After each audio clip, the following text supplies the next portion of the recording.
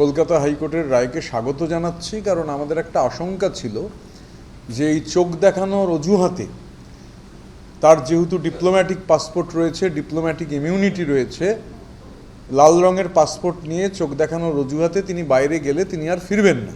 মহামান্য আদালত বলছেন যে এই মুহূর্তে চিকিৎসাটাই সবথেকে গুরুত্বপূর্ণ, কোথায় চিকিৎসা হচ্ছে সেটা বিষয় নয়।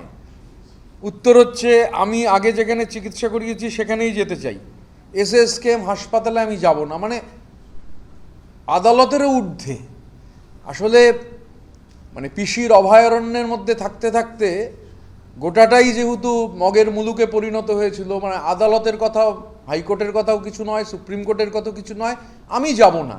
আর এটাও গুরুত্বপূর্ণ, এটাও তদন্ত করে দেখা দরকার, মানে এটাও খুব ইম্পর্টেন্ট যে জন হপকিন্সের মতো হাসপাতাল, সেই হাসপাতালের প্রেসক্রিপশনে যদি রেজিস্ট্রেশন নাম্বার না থাকে ডাক্তারের, তো সেটাও কোথায় ক্যামাক স্ট্রিটে বসে ফর্জারি হয়েছে কি না সেটাও দেখা দরকার, কারণ উনি এই ধরনের ব্যাপারে অসম্ভব পারদর্শী আর কি।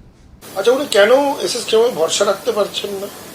15 বছর মুখ্যমন্ত্রী ছিলেন মমতা বন্দ্যোপাধ্যায়, স্বাস্থ্যমন্ত্রী ছিলেন মমতা বন্দ্যোপাধ্যায়, তো সেইখানে অভিষেক বন্দ্যোপাধ্যায় তো অনীহা কেন যে এসএসকেএমে গিয়ে তার চোখ নিয়ে যে সমস্যা, তা সেই চোখ নিয়ে যে সমস্যা সেটা সেখানে দেখাবা? সেখানে তো অনেকে ডক্টর প্যানেল রয়েছে। এখানেই প্রশ্নটা ওঠে যে রহস্যটা কোথায়?